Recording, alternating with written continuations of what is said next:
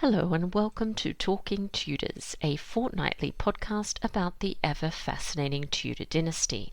My name is Natalie Grueninger and I'll be your host and guide on this journey through 16th century England.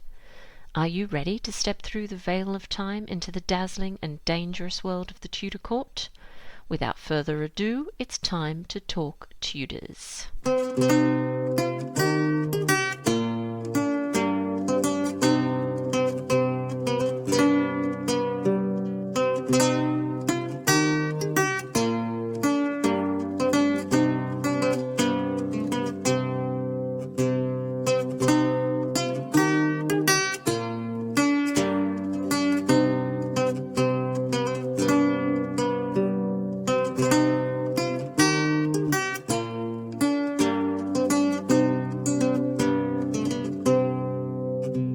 Hello everyone, welcome back to Talking Tudors episode 56. I'm your host, Natalie Grueninger. Before we jump into this week's episode, I'd like to thank the wonderful patrons who continue to support this podcast. I'm so grateful for your immense generosity. A full list of patrons is available on my website under the Patrons tab. If you love Talking Tudors and would like to show your appreciation and support the work I do, just click on the Be My Patron on Podbean badge on the homepage of my website, www.onthetudortrail.com, or click on the Be a Patron button on the Podbean app.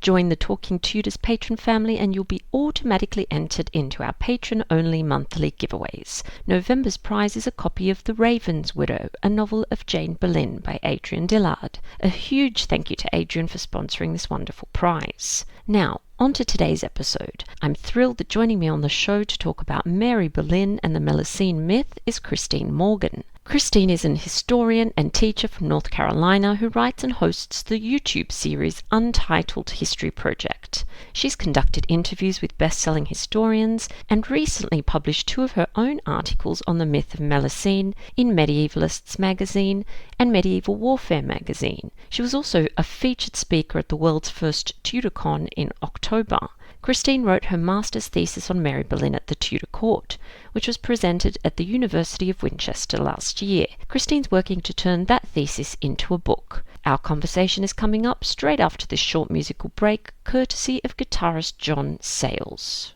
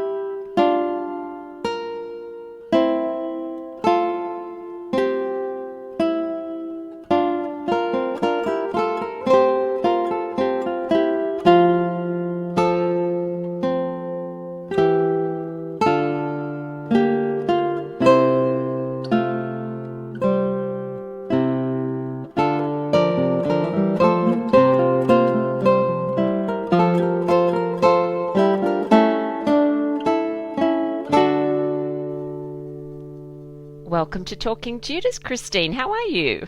I'm so well. How are you, Natalie? I'm good. I'm really good. I'm really looking forward to chatting with you today. So thank you for Me agreeing to talk too. Tudors. I thought we could start by you introducing yourself to our listeners and telling us a little bit about your background. I would love to. Well, I'm just so thrilled to be here. I love this platform and what you're doing, and all the wonderful people you've had on. So I'm just honored to be part of this process with you. A little about me. I'm from the States. I'm from Charlotte, North Carolina, where I have been teaching and doing research and completing my master's degree for a couple of years now.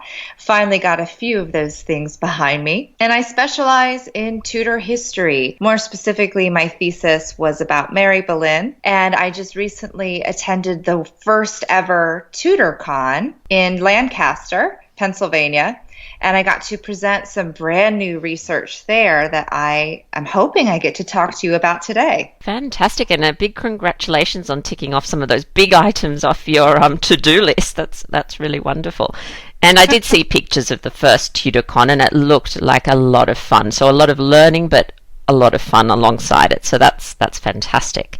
Now, Christine, so what sparked your interest in the Tudors specifically? Was there a moment or a book or something like that? I don't know if I remember a very specific moment that I started enjoying them. I think I always did. But my story tends to be pretty similar to a lot of people where you see something that is in pop culture, and then you start going down the rabbit holes yourself, and you find out sometimes that reality was better than the pop culture, which of course, you love to begin with. So I would say that it's probably a combination of the Showtime series, The Tudors, which was so excellent and fun. And then there was definitely a moment I remember reading some Philippa Gregory books that really just sparked my interest in characters and motivation. So even beyond history, I started to fall in love with the people. Yeah, and I think for me, it's those wonderful stories, the human stories that I love and that we can connect with, even from such a distance. So I totally understand where you're coming from. So you mentioned that you wrote your master's thesis on Mary Boleyn and the Tudor court, or at the Tudor court, which was presented at the University of Winchester last year. So what drew you to Mary's story in particular? Again, I would direct initial interest to the other Boleyn girl, not the movies. I actually haven't seen the movies, but I did read the book more than once, and I was just fascinated. In fact, I remember a moment reading that book. That was the actual text I was reading when I decided I was going to go back to school and get a graduate degree in history. Wow. I was using history as escapism, and then I just found myself doing all this research, and I thought, well, if I'm going to do the research, I might as well, educate myself and be willing to educate others. So I can credit Ms. Gregory with quite a lot, actually. Well, that's wonderful, because obviously she's a slightly controversial figure in the world of Tudor history, but I agree with you. If good historical fiction can inspire further study, and like you said, you've gone on to do a master's degree, that is just wonderful. And I think, all credit to Philippa Gregory for inspiring that love in you. Now, let's talk a little bit about Mary's early life and upbringing. What can you share with us about that? So Mary's early life, I would say even pretty similarly to Anne's, what we generally know would be maybe some birth dates. We know she's born, I would put it somewhere between 1499 and maybe 1501. She's older than Anne, certainly. But we don't get a whole lot of her early life or education. The first time we really see a primary document that mentions her presence is in 1514 when she's part of then Princess Mary Tudor's entourage to France. She is presumably learning different languages, and she is learning courtly behavior leading up to that event. She certainly would not have been there, if she wasn't deserving of that. So we can assume some things about her education level, probably similar things to Anne's. Although Mary's intelligence is not usually one of the things that she gets credited with. All right. And so I know that it's such a sort of difficult period, that early time, because there just aren't that many documentary sources out there, and there's just little evidence to go on. But when did she arrive at court? When do we know that she's definitely there, back at the English court, I should say?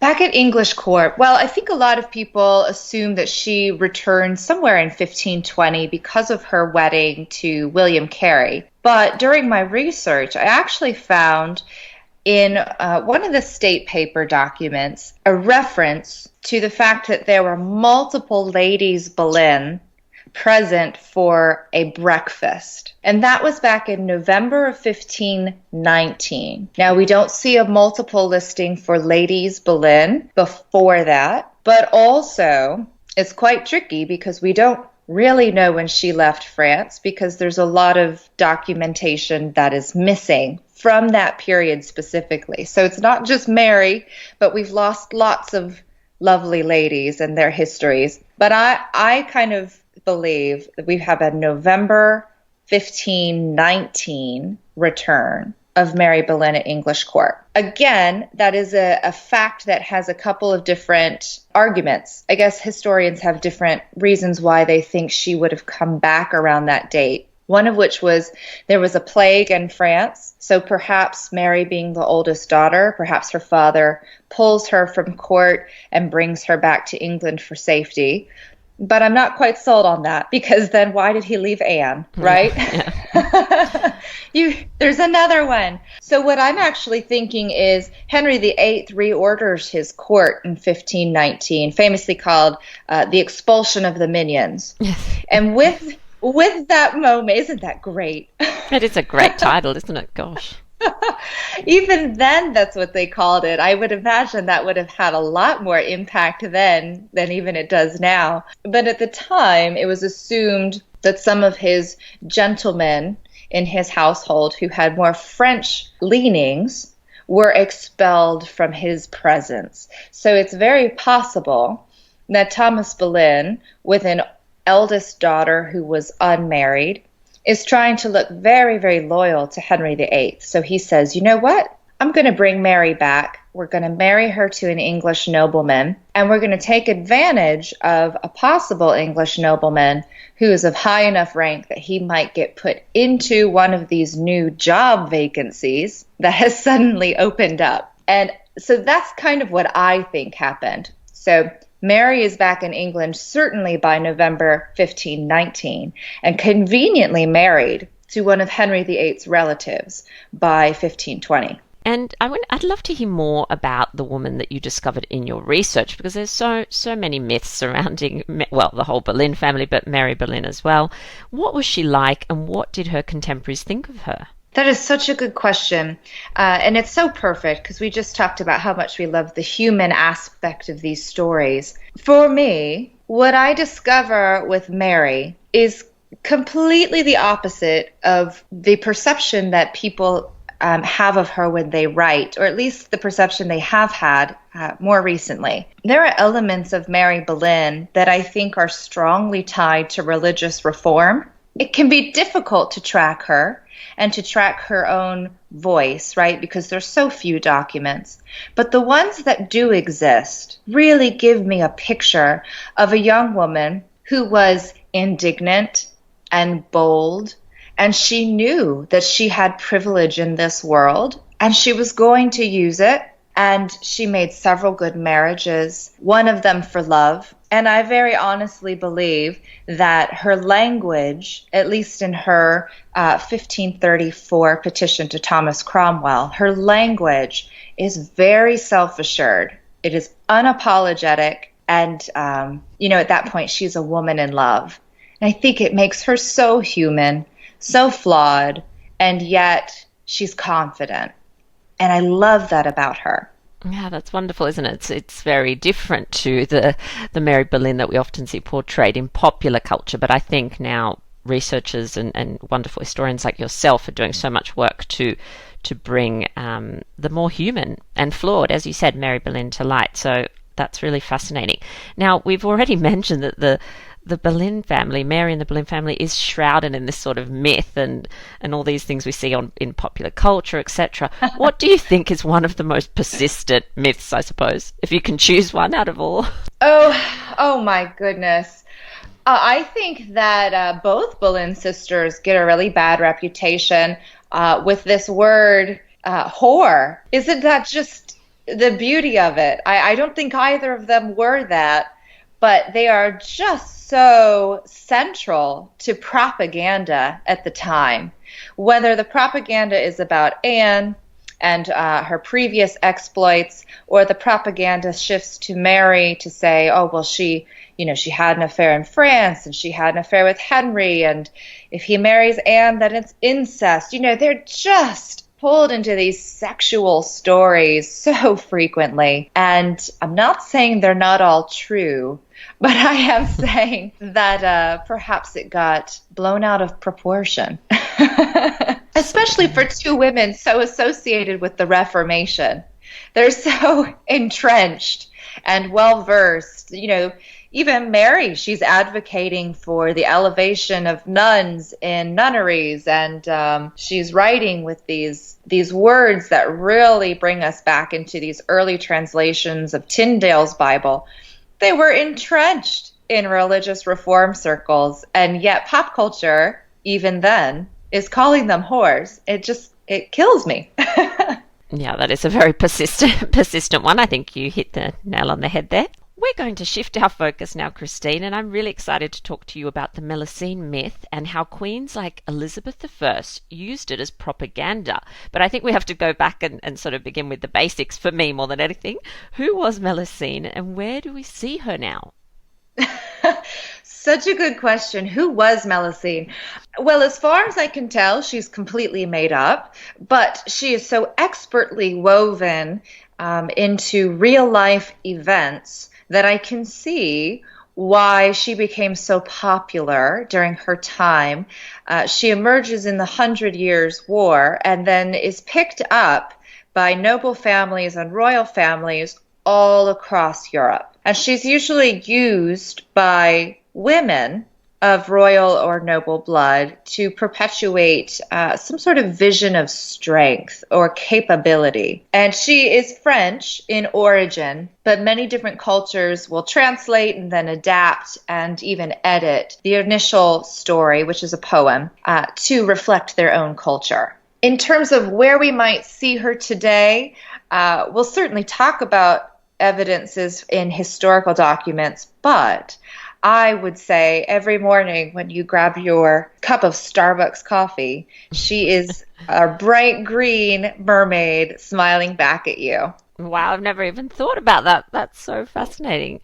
Love that. And so was she popular in Tudor times then? She certainly was. This is something I'm still exploring. And Natalie, this is an in-process research moment for me, but I'm so in love with it. I love talking about it. But it's typical that an image like Melusine, which is sometimes mermaid, can mean a couple of different things, but for Tudor royals and nobility, again, it's used as a symbol of strength.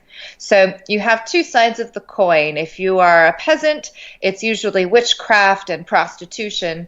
If you're a noble, it is power and strength. And how does this form part of the greater Tudor story, I suppose?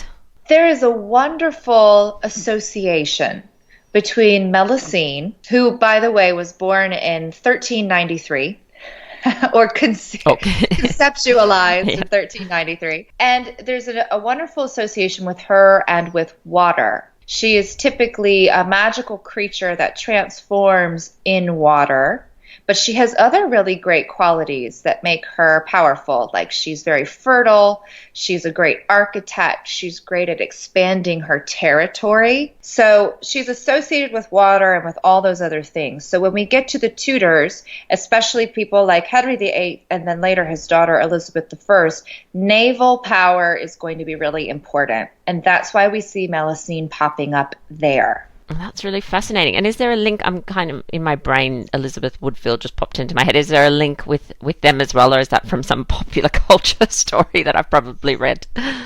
No, I think that's such a great question because she has appeared, or that association has been made in historical fiction. Again, that goes back to Philippa Gregory, who did that really expertly in one of her own books. But the Woodvilles, they are associated with this myth. Actually, Elizabeth Woodville's mother, Jacquetta of Luxembourg, frequently referred to Melusine as being part of her family tree. And that was pretty typical. Like I said, these noble families really grabbed this myth, and some of them, honestly, put it in their family line and said they were a descendant from this Melusine myth. And Jacquetta of Luxembourg was one of those, and she was later put on trial for possible witchcraft. Elizabeth Woodville was not put on trial for that, but she's frequently associated with the myth as well. How fascinating. Now, you mentioned, obviously, the association with water and how that might link to, Elizabeth I and her reign and the expansion and the Armada and all that sort of stuff. So can we go into this a little bit more? Talk to us a little bit more about how Elizabeth used it, but do we know of any other Tudors who used it? At this point in time, my answer is no. Oh, I know. But I'll tell you, this is a really interesting research method for me because it is going to end up being very visual. So I'm going through portraiture, I'm going through sketches, I'm going through coats of arms, and I'm looking for this mermaid image. I see in Elizabeth I, she uses either a picture of a mermaid or a version of a serpent, a water serpent, in at least three portraits of herself. But I don't see that with Henry VIII. And frankly, it's a little surprising from Elizabeth, just because she's so tied to her mother, and her mother was so vilified for witchcraft ideas. So for Elizabeth to use this, it must have been above the witchcraft suspicion at the time. Yeah, isn't that fun? It is a lot of fun. And can I just say, Christine, just to clarify for people listening, that Anne was never, ever charged with witchcraft. I know that you're meaning the association that comes in Elizabeth's reign, but I just don't want anyone listening to get mixed up and think that, because that's something that I know that I've been trying to blow out those trick birthday candles and they just don't go out. So and the association with witchcraft and Anne obviously comes later with enemies of Elizabeth, namely Nicholas Sander, to be honest, who decides that who paints Anne as this horrid thing with all sorts of deformities, and so that association comes a little bit later, but I know exactly what you mean. Sorry, just to interrupt you there. No, please clarify all you need. Yes, it's absolutely untrue. Yeah, that's great. So how else is this? So obviously, I really do hope you find, it sounds like fascinating research and going through all those images, and I hope you find some other tutors that have used it, and we'll certainly keep an eye out for you as well when we're going through things.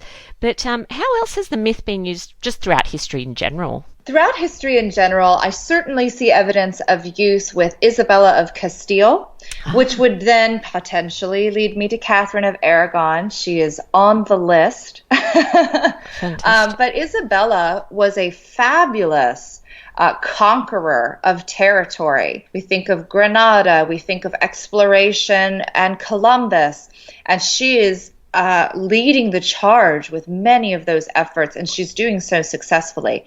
She's expanding her territory, and then she's part of that age of water exploration. So those things make her very masculine.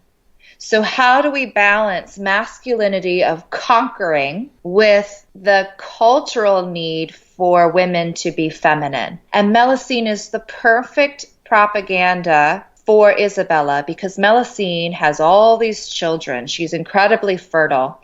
And then she puts all of her children in charge of the territories that she conquers. So she doesn't just take land.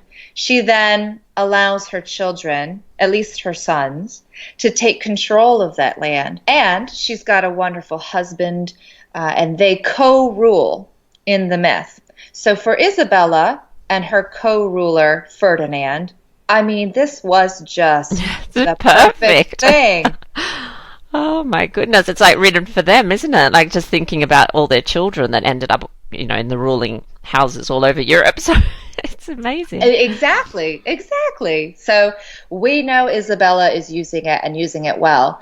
But the flip side of that coin, like I mentioned earlier, is if you're not a royal or noble woman, you're probably being accused of something. And we actually see evidence of this with the trial records of even Joan of Arc during the 100 Years' War. And she's accused of dancing with fairies and visiting a well. So there's our water source. And a lot of the trial records would indicate that they were trying to get her to admit to believing in or even worshiping some sort of mythical creature very similar to Melusine. So it's a tough double standard. Obviously, you've devoted, and I can see and continue to devote, a lot of time to researching the Tudors and this topic that you're researching now.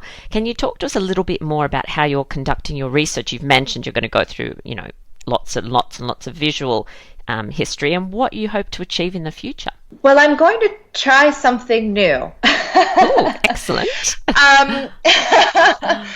I was so inspired by the idea of TudorCon, this sort of meeting of the minds. And I do a lot of advocacy for historians who are maybe not located near these wonderful European or UK archives. There's lots of digital history that's accessible. So for me, I'm kind of conducting research on my own with my own skills, but I'm crowdsourcing a little bit too. And you would not believe the interesting things people send me when they know what to look for. I had someone that I actually just met a couple weekends ago was taking a trip and went to the Metropolitan Museum and sent me pictures of about 3 different things where this Melusine mermaid or serpent figure appears. And they were 3 things I had no information about prior to that. So the more that people can see it and recognize it and let me know about it,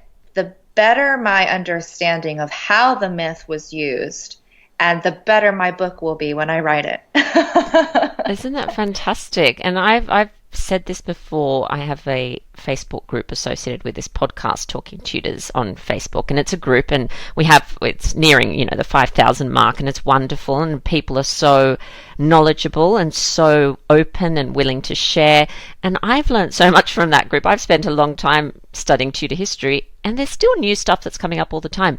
And as you say, I sort of feel now, because the group is made up of people from all over the world, and it's kind of like eyes and ears everywhere now. So people send all these wonderful things, and it's not just, Tudor history isn't just in England. There's lots of wonderful stuff that's all over the world. However it's ended up there, that's another story. But and people are writing about this stuff and sending it. So we're all learning from each other. So I think there's so much value in what you're doing. I'm so glad you see it that way. Yeah, absolutely. Yeah, you can't be everywhere at the same time. So of course, if people are willing to help and share and then, of course, be properly credited in your final work, then I think it's wonderful. Absolutely. I think crowdsourcing a history book would be fascinating.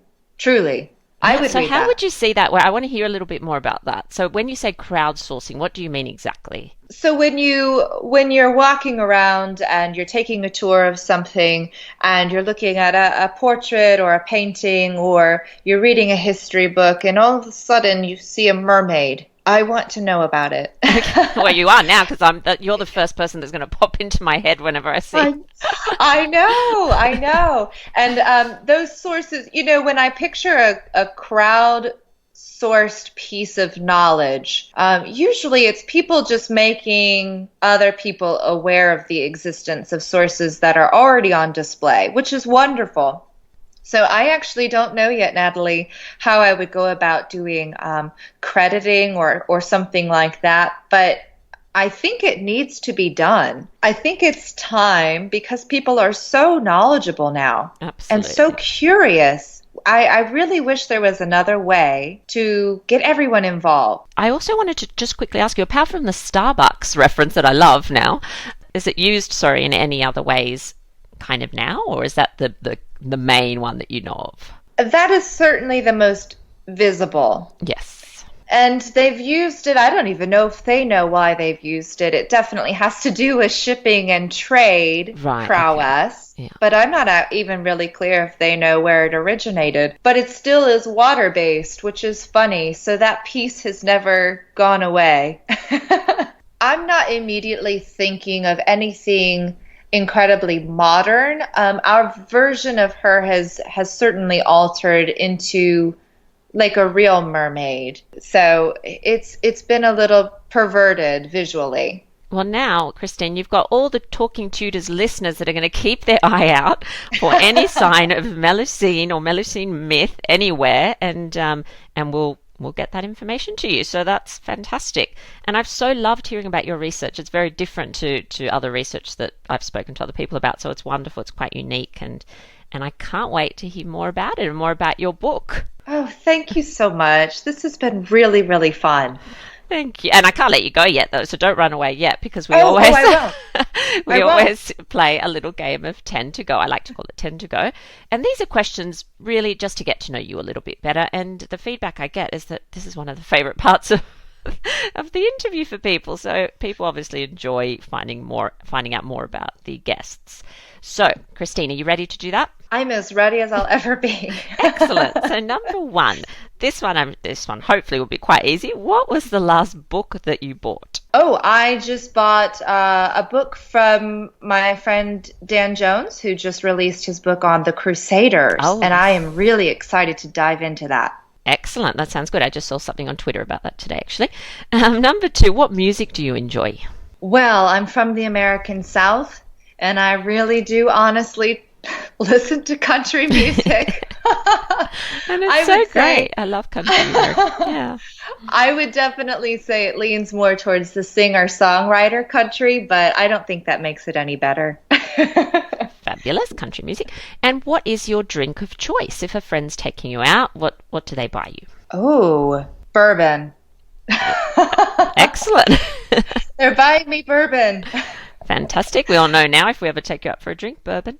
Do you have any guilty pleasures that you're willing to share? Even if you're not so guilty about it, which is what people seem to tell me. I'm not guilty.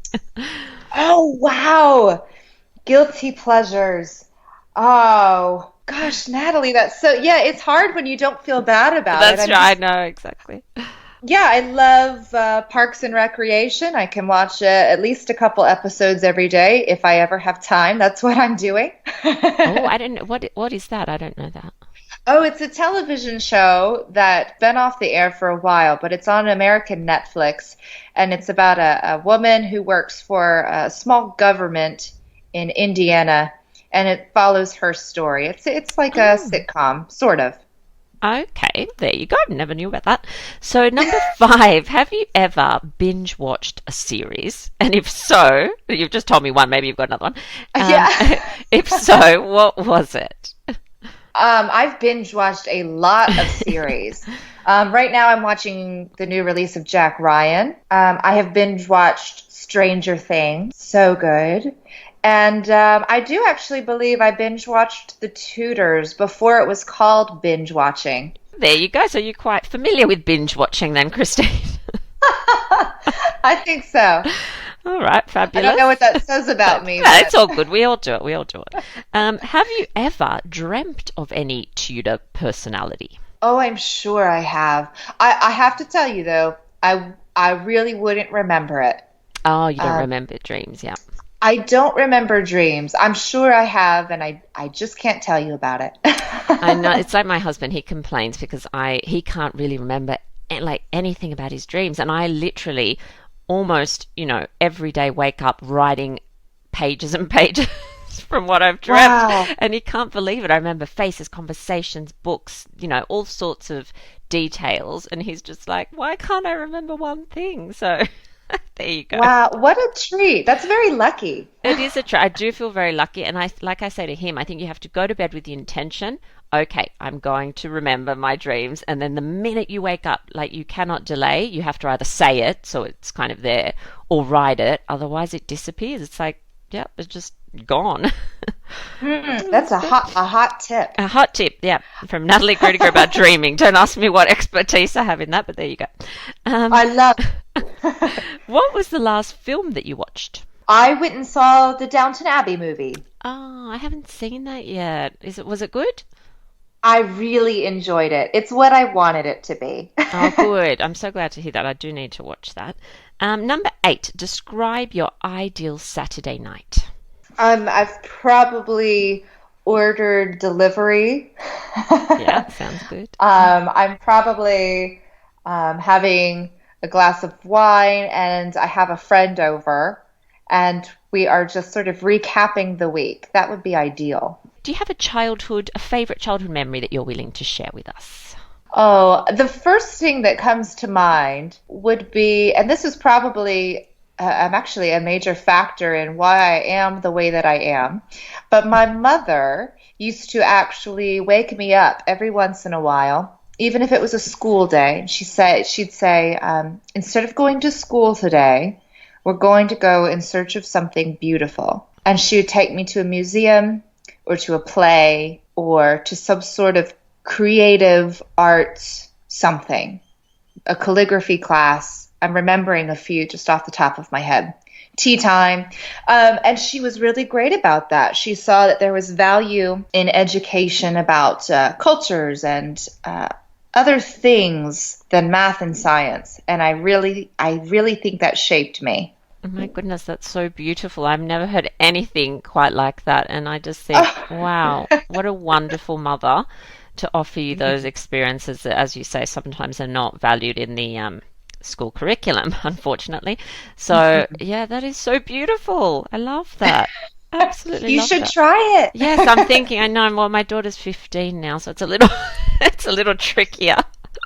Oh, I know. It's a tricky age, that one, I tell you. And my son's 11. He's I think I could get away with it with him. Like he loves all that stuff. But yeah, 15 is an odd age. But that's a whole other podcast. I think that one. I would listen to that too, though. That sounds like it would be eye-opening, right? Yeah, exactly. That's one way of putting it. No, she's a good girl, and I'm very grateful for my children. So I have to just add that in there. And lucky last, as you're well aware, Christine, there's so much that remains undiscovered about the Tudors. So many questions we have, and I think. I'm trying to remember that I was told that I think it's only around 20% of the National Archives and at Kew that have been that have been looked at all, actually, I think is what one of my guests said. So there's just so much waiting to be discovered. What's a find or a discovery that you'd love to make yourself personally? I would love to find some sort of personal artifact wedged between pages. Oh, yes. Some sort of like double or triple significance whammy. That would be amazing. Or maybe something that maybe has a watermark. Maybe that's my love of National Treasure movies. Some sort of watermark or hidden ink something. That would be really fun. I can't believe you just mentioned watermark because I am absolutely obsessed at the moment with watermarks. In fact, I just spent quite a lot of money ordering some books that I'm hoping are going to give me a little bit of information. I can't give it away just yet because it's going to be in my next book, but a little bit of kind of juicy detail information about a very famous Tudor and a letter that he wrote. But anyway, and it's got to do with watermarks. So it's so funny. I'm taking that as a sign, Christine, that I'm on the right track and there are good things to find. But I love your what you want to discover. And when you do discover it, can you let me know, please? You'll be the first to know. Thank you.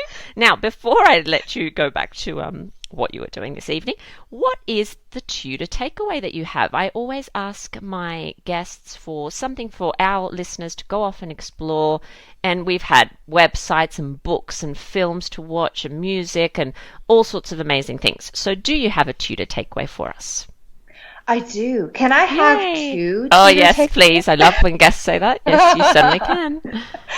I would say my first Tudor takeaway is go up and take a look at the wonderful free online courses and resources with historic royal palaces, run by the fabulous Tracy Borman and Lucy Worsley and their amazing team.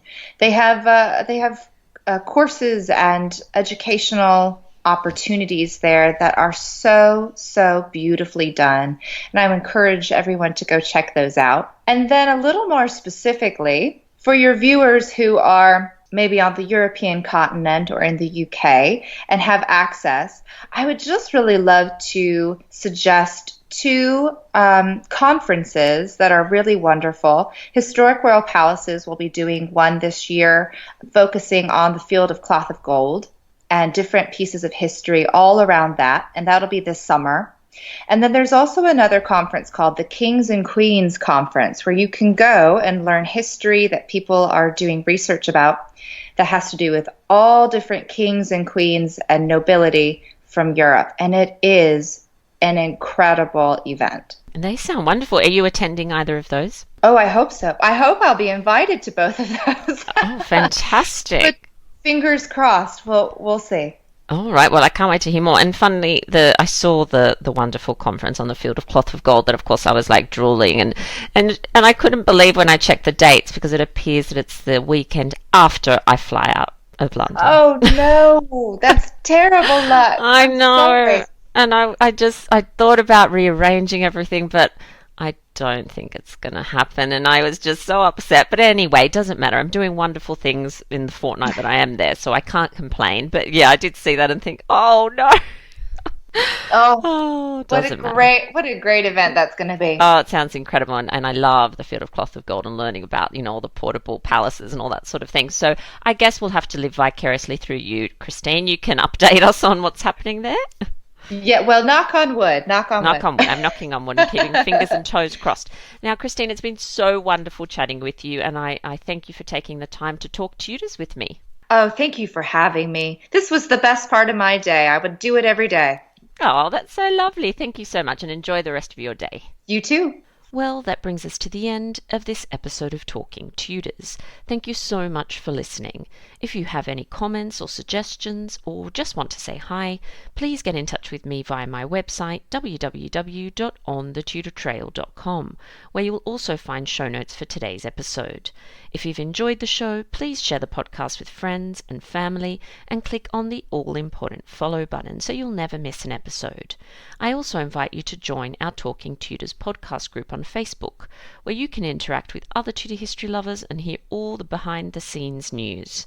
It's time now for us to re-enter the modern world.